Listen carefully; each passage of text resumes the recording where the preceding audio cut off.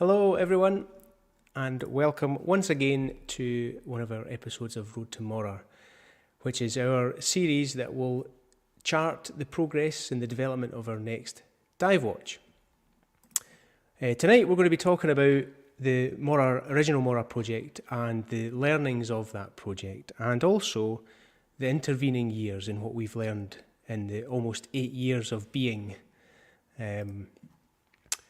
This is live tonight, so if you are wanting to get my attention, you can do so by typing at Marlow Watch Company into the chat box, and it will highlight our name up there and I can see it. But feel free to chat amongst yourselves, and if you're watching on catch up and you have a question about tonight, then just drop it in the comments below and I'll get to it tomorrow. So yeah, hello everyone, thanks for joining me. Let me just push that button there. So the unofficial title for tonight is What We Didn't Know. And it kind of forms the thought of, the journey is what gives you the experience. And when looking back at the Morar project, it's easy to be quite hard upon ourselves because we didn't know very much. Oliver and I have started Marlow Watch Company not from being in the industry and knowing nothing about it. And although the Morar wasn't the first watch, by the time we came to the Morar, we still didn't know very much. But yeah, 2017 was the year of the Morar first coming to light. And by this point, we had already launched 3 watches, the Cherwell, the Derwent and the Lomond. And in 2017, Oliver and I were still working for other people. Marlow Watch Company wasn't a fully formed business at this point, and we were working on our company in the evenings and weekends. And as a result of that, we placed quite a heavy reliance on our manufacturers to help us in the kind of intricacies of our designs. We would submit our designs to our manufacturers and then say, right, help us to bring this loose design to market. And so a lot of our designs were very rudimentary. We had the envelope, the outline design, and we would present it to our manufacturers with that simplicity. A good example of this is the Cherwell design, as it was. This is a very early Cherwell design, but you can see on this one-page document that we submitted to our manufacturers the very little information that is available to them.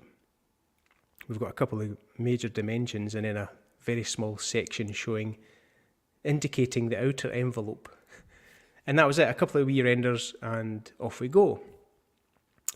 And this reliance on the manufacturer to fill in the gaps, the ambiguity of this was a real problem, because the reality of getting someone else to bridge those gaps is that they'll come up with something that you didn't want, or an alternative to what you had thought was the result. And it was this lack of detail in our early submissions that caused us the most trouble, because the biggest questions were what wasn't on this sheet, and it was what took up most of our time. So the questions were about what we didn't show. How do you want this done? What colour do you want this?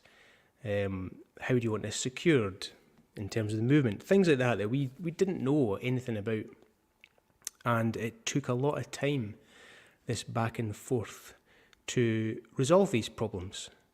And like I said, we were still working for other people at this time, so the evenings and weekends were the only real point that we could address these things, and so it took ages to get anything done.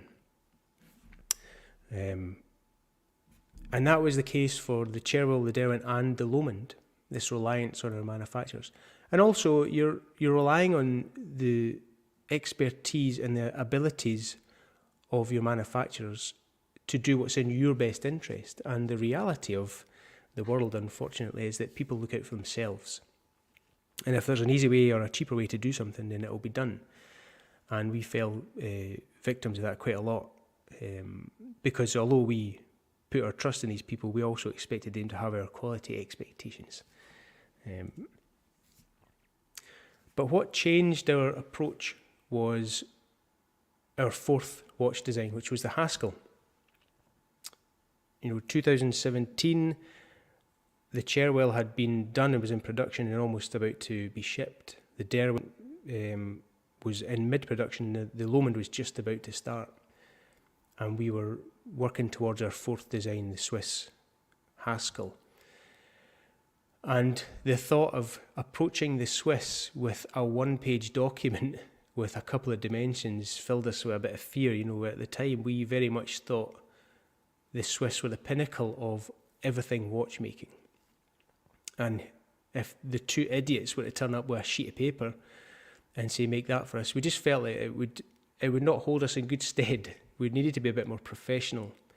And so it was the prospect of working with the Swiss that forced us to really think about how we presented our designs to manufacturing partners. And so this was the advent of what we call our technical proposals, which is a very comprehensive document that details everything in our watch designs that anybody could ever want to know, with a view to cutting down that back and forth interaction drastically. And a good example of this is the daytimer. So, although this is a very recent project, this is the blueprint technical proposal that we submit to manufacturers. And you can see already how much detail is in this document. You've got the main cover sheet on the left, and then every one of these other ones are pages. And the amount of information that we provide to our manufacturers now, so that there is no ambiguity, and so our design can be interpreted pretty much exactly the way that we want it to. And there's a lot of extra information here that allows the manufacturer to understand not just the design of the watch, but why the watch is designed this way and what we want this watch to be. And by doing this, we almost hope that by showing how much effort we put into this, they will also rise to meet that energy level. But you can see just how comprehensive it is, with each SKU separated out with their Pantone references and all the intricacies. And this is part one of a lot of documents that we submit. We also submit drawings and more like dry technical stuff. And there is a bit of back and forth, but our hope is that this technical document will cut out a lot of the rudimentary stuff that is asked of us. And it's a bit different now as well, because Oliver and I do work full-time for Marlowe, and we have a bit more time to sweat these problems. So yeah, we concluded the Haskell project, or we signed the Haskell project off for production. And through that process of working with the Swiss, we were able to get a lot of information from them on how to do things, and what to think about when we were designing for construction. And so now that the Haskell was concluded, thoughts turned to, well, what's next? And for a long time I'd had this idea in my head about a dive watch and what we could do, and I'd been looking at the industry for a while and thought, I think I could maybe have an alternative take on the dive watch and what it means, and maybe I could try and do it a bit differently. And so, the Morar did come around again, but at the time I was using software that I had access to. So I was a draftsperson in the heating and ventilation industry, and we used AutoCAD, which is a 2D drawing program with limited 3D capabilities. And I would use this program at night to come up with our watch designs. But the rudimentary nature of it kind of lended itself to the Morar, because the Morar is quite a blocky, simple design. But I'll come on to this a bit later, but there's an argument to be said about the limitations that software and tools that can impose on you. It doesn't give you the ability to fully explore a creative idea because you're limited by the software. But here is the Morar. This was the first real 3D design of the Morar as it was in 2017. And alongside AutoCAD, I used this other program to render out semi-photorealistic images that I could put in this technical document. But yeah, so we created this technical document for the Morar, and because we'd just concluded the Haskell production and signed it off, we thought, well, we'll submit this Morar project to the Swiss. They seem to know what they're doing, and they can help us to rectify a lot of the early issues that we had thinking about this project, because originally the Morar was a hand-winding based watch. I touched on this in the last episode. But yeah, our first 4 watches had been hand winding, and it was kind of our MO by that point. We'd come into the watch industry offering hand wound watches, and we wanted the Morar to be hand winding as well. But the problem was the crown didn't afford us the ability to do that, due to once you'd wound up the movement fully, you then couldn't screw the crown into the case. And so by working with the Swiss, we hoped that they would allow us to get over these technical hurdles.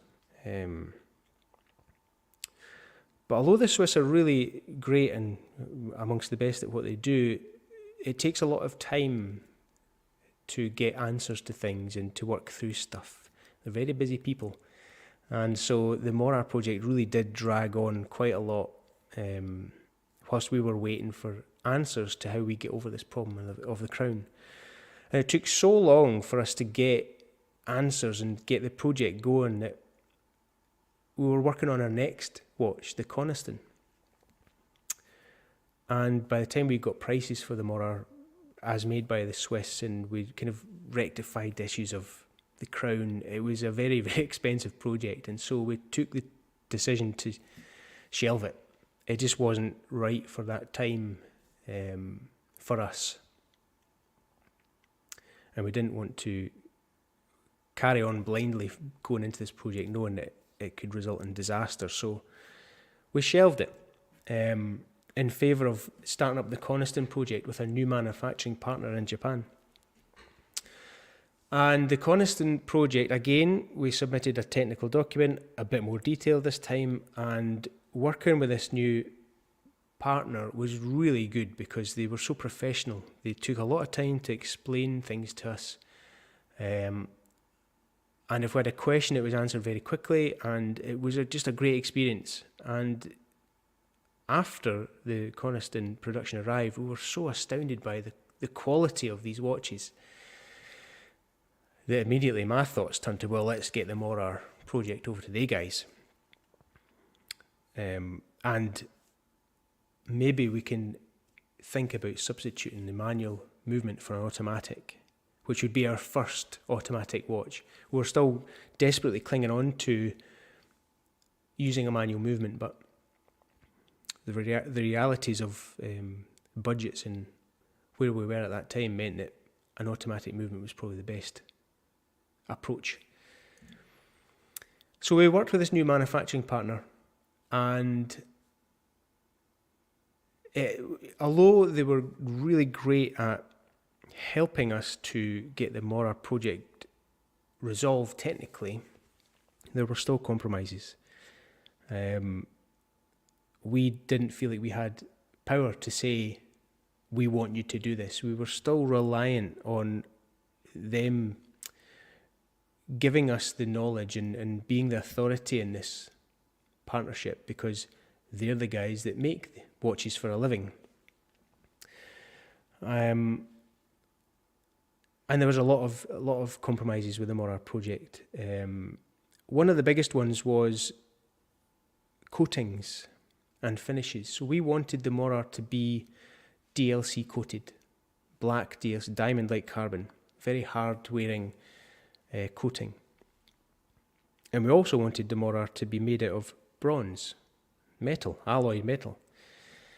And they did make watches that had DLC coating and made out of bronze, but they didn't offer it to us. I think they reasoned that it was proprietary technology or something, but we weren't allowed to use these technologies. And so immediately we had to kind of rethink what we were doing and what was available to us. And the solution was either press on and try and change their minds, but that was a hiding to nothing. Or we could just work with what we had in hand, or we could find a new manufacturing partner. But by this point, we were 3 or 4 months down the line, and using what we had at hand was the best solution for us, because the Morar project was important. And this manufacturing partner knew what they were doing. And so we carried on. We carried on with their compromised coating solutions. But in reality, the Morar production arrived, and we were really chuffed to bits with the way the Morar had turned out, with the gunmetal and bronze platings. We thought it was a great aesthetic, especially given my original feelings about the Morar and the design. You know, it was meant to be an ocean-worn pebble form, and it fit into that aesthetic and that romanticism quite well. But yeah, really chuffed despite some early compromises. And leading up to the launch of the Morar, you know, we had launched the Haskell by this point, and we were both full-time employees of Marlowe Watch Company, and we were really on a kind of upwards trajectory of both growing the business and feeling good about where we were heading. And the Morar really built into that trajectory quite heavily. I genuinely thought that this Morar was going to create ripples in the industry because it was totally unique, super capable, you know, retro sized 40 millimeters, beautiful little thing. And I genuinely thought that it was going to make waves. But as everybody watching will no doubt know, the Morar didn't make waves, and it kind of launched to not very much. And we were a bit surprised by it all and mystified, and we didn't really know what to do, and we didn't know why there was such a non-reception to the Morar. The people, you know, the early adopters really loved it, and we were trying to translate that love of it to new people and say, look at this, get excited about this because we are, and nothing that we seemed to do made any difference. Halfway through, you know, the period between launching it and discontinuing it, we thought, well, maybe we should change tack and reposition it. Maybe if it wasn't a dive watch as dive enthusiasts wanted, maybe we could repurpose it as a robust everyday watch, a really capable, robust daily watch. And so we had a kind of marketing drive where we said, designed for the depths, at home in the heights. And it was a kind of quick way for us to say, this is a great watch for everyday use. And it did work a wee bit, and we managed to sell a few more, but still there was just a general non-uptake of the Morar. And we'd made 1,250 of them, which is a lot of watches, and we would look at them in the stockroom and go, "Why, this is really disappointing." So yeah, that was a big lesson to learn for the Morar. We didn't know what the dive watch market expected in a dive watch.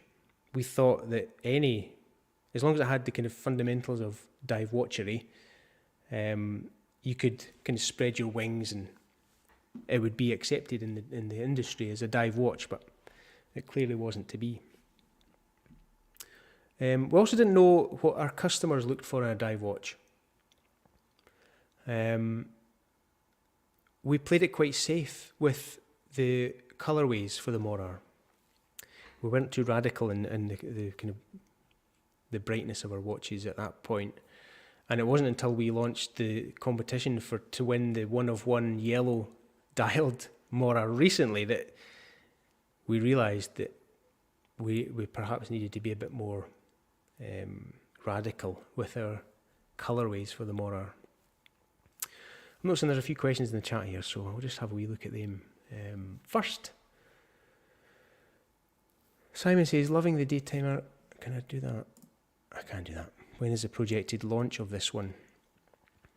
The daytimer is in early sampling now, and so we are hoping that it will be in production soon, and then it will be, unfortunately, 9 months-ish before we see it. So 9 will take us into August, September next year. A wee bit away. Rob, loomed crown. On the daytimer, yes, there is. There's a loomed crown. Kirk's in. Hello, Kirk. Have you now moved to SolidWorks? No, we've not. That program is not SolidWorks. It's called Fusion 360. And I'll show you all about that exciting stuff when we come to design the Morar. In fact, I'll show you a wee bit of the program in a second with the first Morar. But no, it's called Fusion 360. The marketing was safe. Yeah. Again, you only know what you know. You know, at the time of launching the Morar, our marketing experience was what it was. And yeah, we see in retrospect and with time spent under our belt in marketing that we could do a lot of things differently. But yeah. Right. And last one, my favourite style of watch is a sort of field diver, exactly what the Morar is. Well, yep. That's the kind of that's the approach that we took towards the end of the Morar's life as we knew it. It was just a robust, really capable, everyday watch. But yeah. So I'll just touch upon this as well. All of our watches from day dot are bespoke design.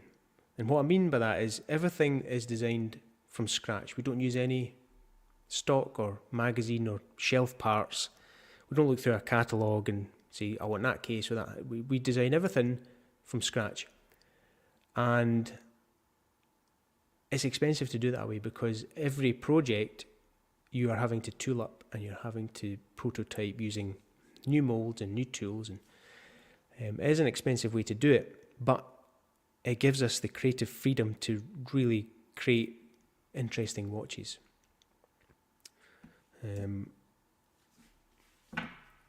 me just do this. So, still with the prism of the Morar project, in retrospect, Oliver and I talk about it quite a lot. Why didn't the Morar do what we had hoped it would do? What could we have done differently that would have gave the Morar a bit more chance? And one of the answers is we could have looked at the watch market as it was at the time and basically copied the aesthetic that we saw at the time, the movement of the dive watch market.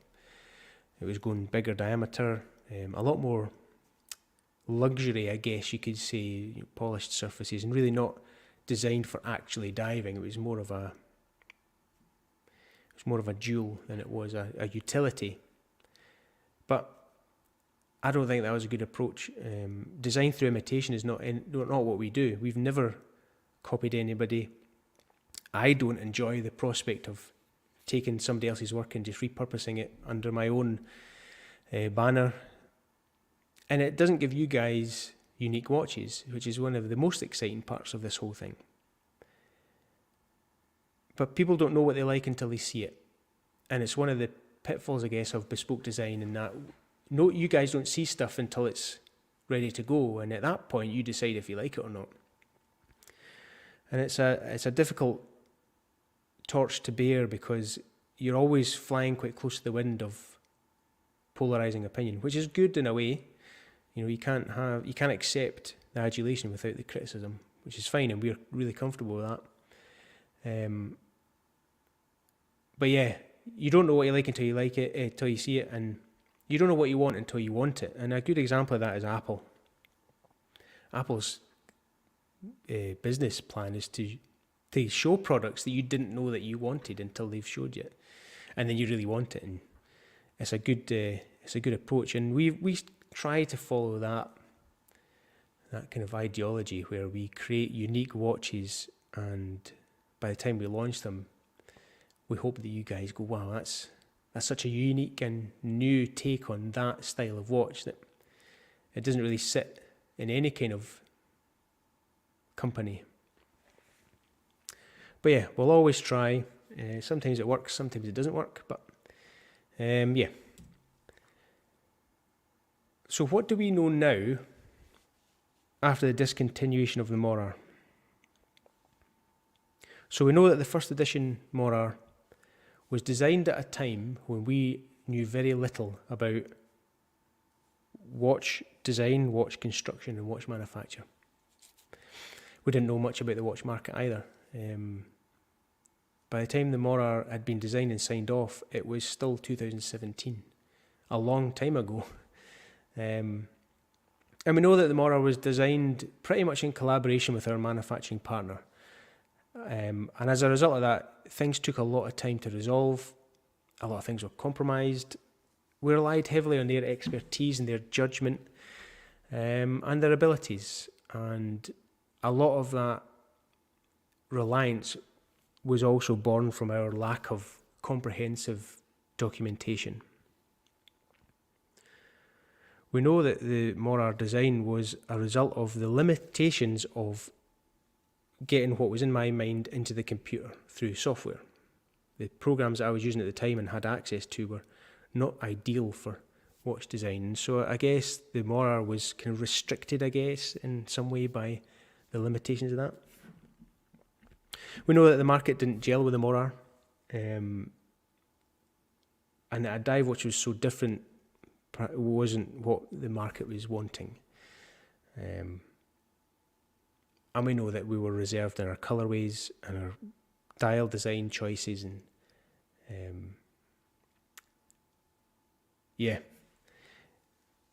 very reserved. And we also know that the Morar Second Edition needs to be perfect, because we've had a lot of correspondence since starting this process, and some people have been quite vocal about the consequences of us not designing the perfect dive watch. So we'll take that on board. So in the intervening years between the Morar project arriving and departing our lives, we've done a lot in between, and a lot of that experience will come into play with the new Morar design. And I thought I would talk a bit about a couple of important pivot points for us in these intervening years that have changed the direction of how we do things. And one of them is a really interesting period of our lives where we'd just come off the back of the Coniston. And that was a really great project from a marketing perspective, because we had the competition to name the Coniston. Alan's in tonight, I think, yep. And Alan won that competition, he named it the Coniston. And off the back of that, we then were able to focus into Coniston Waters, and the speed events that happened on that lake. And we found the Campbell family, and we found Donald and Sir Malcolm and all their achievements, and it opened up this massive world of intrigue and inspiration that we hadn't really tapped into before, and it gave us a massive boost in that if we could use that mechanism of storytelling and endeavour of people and really inspiring events and challenges, but build that into the design as we went along. If we did that, it meant that by the time the watch was coming out, all the marketing would kind of be built into that watch already. And it was probably one of the worst times in my Marlowe life when I was designing watches from the perspective of building marketing into it. Everything had to have a meaning and had to be linked to something. whether that be the hands or the dial or the colours or whatever it was, it had to have an intrinsic connection to a story or a person or something. And 2 projects suffered from this approach of design through marketing, and it was the Atlantic and it was the Solent. And the Atlantic, that was a project with a checkered process anyway, because the Atlantic actually started off as just a 3-hander automatic watch. And we were going to use a Myota movement for the Atlantic. And we positioned the date window at 6, but it turns out that the date position wasn't directly 90 degrees from the crown, and so it sat askew. And then we kind of worked that problem for a while, and it just didn't seem to be happening. Every time we moved this, there was another issue with that, and it went back and forth and back and forth. And I got really fed up with that, and it wasn't until I took a trip over to East Fortune, which is the National Museum of Flight in East Lothian in Edinburgh, and just walked about to try and get some inspiration, and I stumbled upon the bunker that held the R-34 airship exhibition. And immediately I knew that this was something that I wanted to follow, a concept and a storyline that I wanted to follow. And so the Atlantic quite quickly grew from that. And I'll come on to this in a wee second about the immersive research process. But the Solent, which was what developed along the same time as the Atlantic, that suffered hugely from designing through the prism of marketing, because I knew what I wanted the Solent to be. I wanted it to be intrinsically linked to lighthouses and oceaneering and ocean furniture and real kind of nautical watch. And every time I designed something based on, well, it needs to be linked to this world, it just turned out absolutely rubbish. And I've got a few examples here. This was one of the very first concepts for the Solent. And you can see how literal I was getting with the minute hand. It looks like a lighthouse.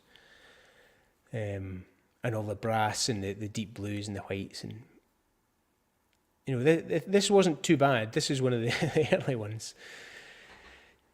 But the wheels came quickly off after this, because I was going down this rabbit hole of trying to shoehorn in as much lighthouse and boat stuff as I possibly could. And it culminated in this. This was the breaking point for me. And as you can see, it's just a mess. So you've got the hour markers, which resemble the Isle of May lighthouse. And then you've got the time-lapse Starfield dial,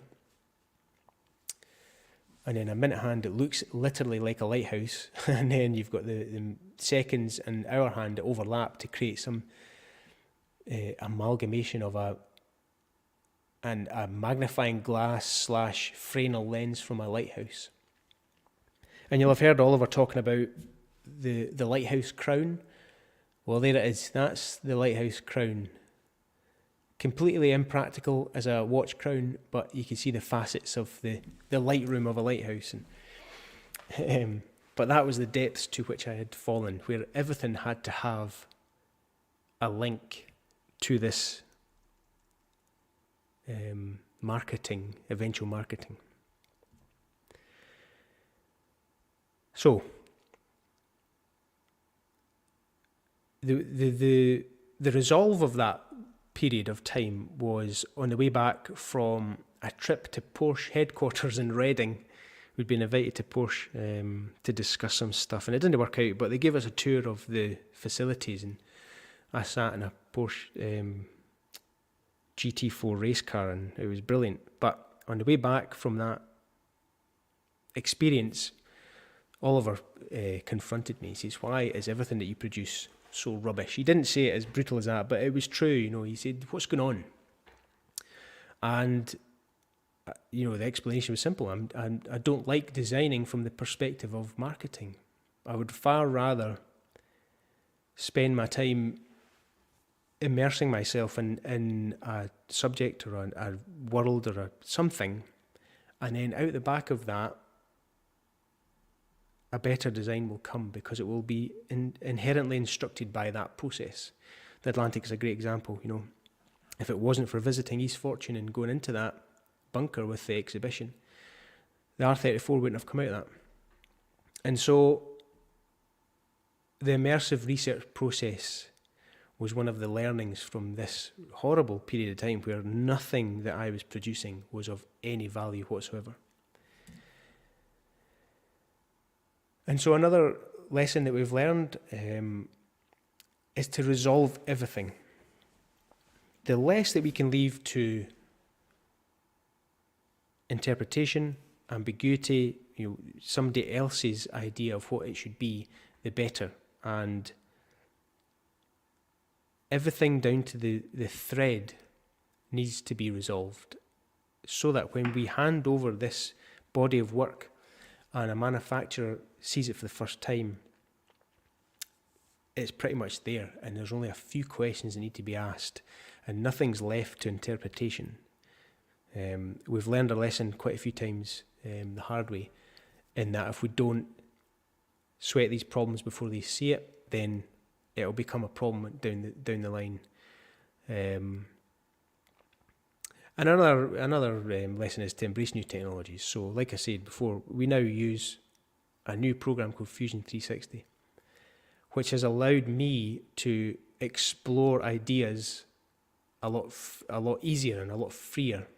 A great example is the Pacific. I don't think I could have designed that watch had it not been for this software package, because it allowed me to have an idea and think, I'm going to try and create that, and this Fusion 360 does allow me to do these things. But yeah, I see there's a number of other comments here, so I'll just pick up on that.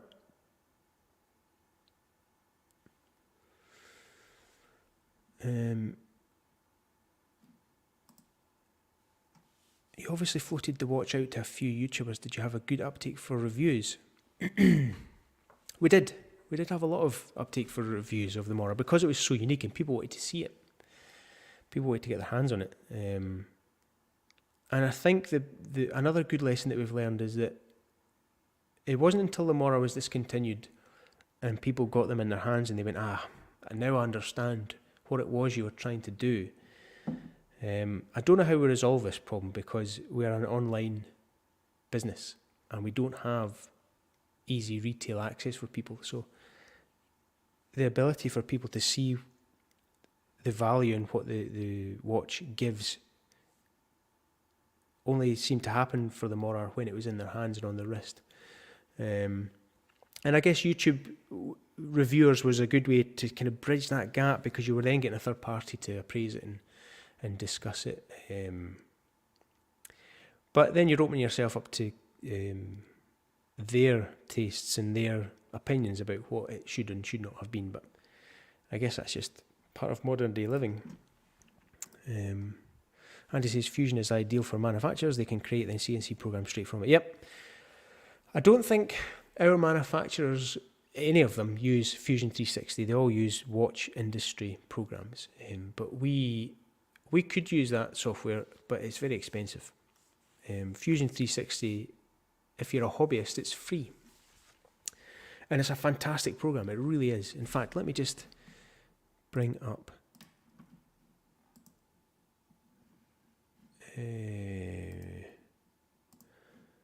this.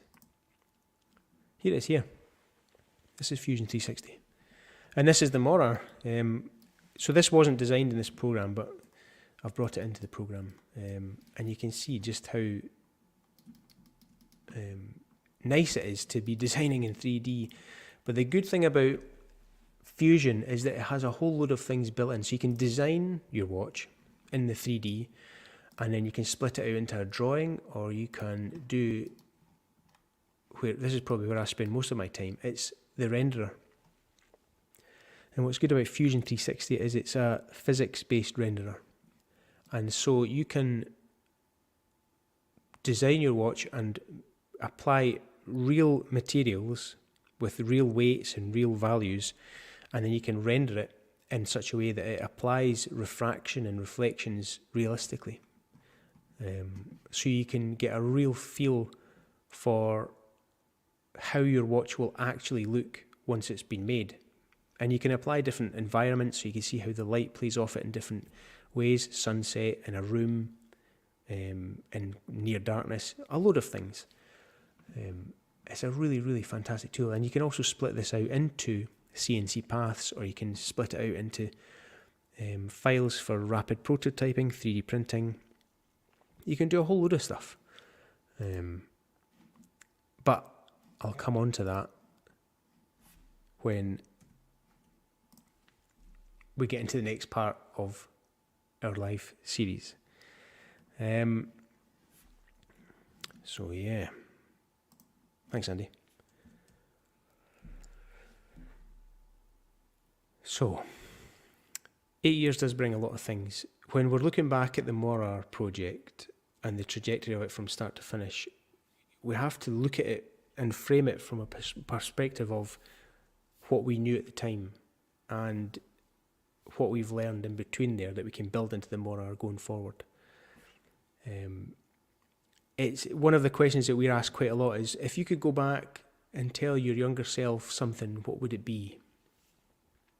And it's kind of an unanswerable question, because it's the 8 years of experiencing this and going through these processes. The Morar will be our 18th watch that we've designed. 18. And every single one of those preceding watches has given us infinite amounts of information and experience and knowledge that we have been building into our new watches moving forward. And it's only now, I think, 8 years on, that I feel that I'm able to design a watch to the nuts and bolts of it. To have the confidence to do that. I think the reliance on manufacturers, we've been burned so many times relying on manufacturers and them getting it wrong, or not producing it the way we wanted, or there's a problem with quality, or things like that. And we're at the point now where we really need to take ownership of it. And it's only now that I feel like I have the skill, I guess, or the experience in the industry, and the experience of manufacturing watches, that I can create these designs to the thread, the bolt, the internal workings of these watches. And it also means that we're cutting out a whole load of ambiguity. I think for the Morar project, as we go along this process, you'll see that we really do sweat a lot of the problems now internally in a watch, and we design from a perspective of how it will finally be manufactured. We don't leave anything to somebody else's input.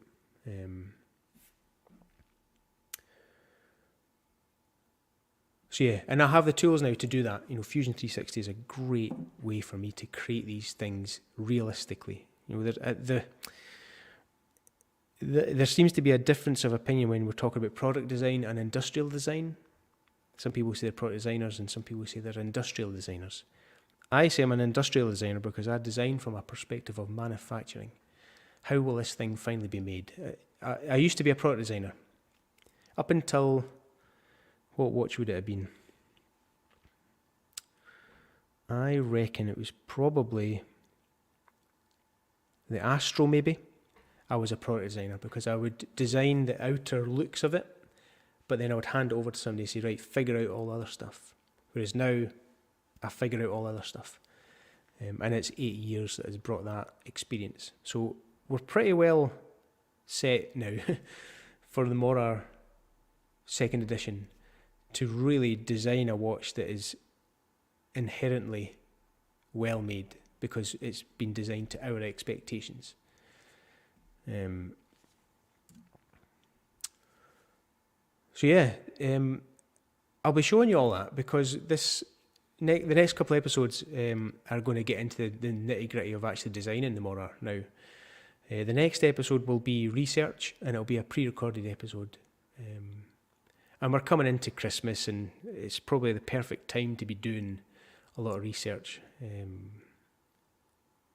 But the episode after that, in what will probably be the new year, will be a live streaming episode, and we'll be designing stuff.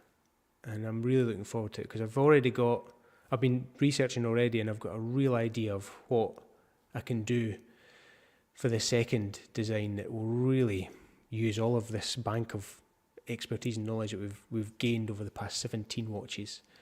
And I'm really excited about it. It's going to be pretty good. Here's a wee comment. Do you think the first gen Morar would be more successful if released today?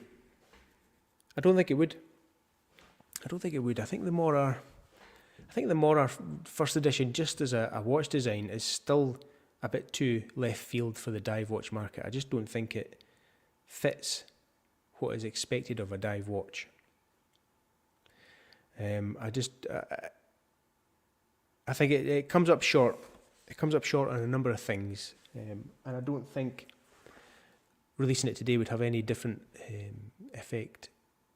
I love the watch. I think it's great, and I'm so proud that we've released it when we did. And although it did end up getting discontinued, I think I'm safe to say that people that do have them really like them. But I feel like it's time to really have a good crack at what a dive watch would be to us now. And yeah, the ideas that I've got in my mind and the very rudimentary sketches that I've done so far, I think it's going to be pretty exciting. Do I have a favourite Morar? I do have a favourite Morar.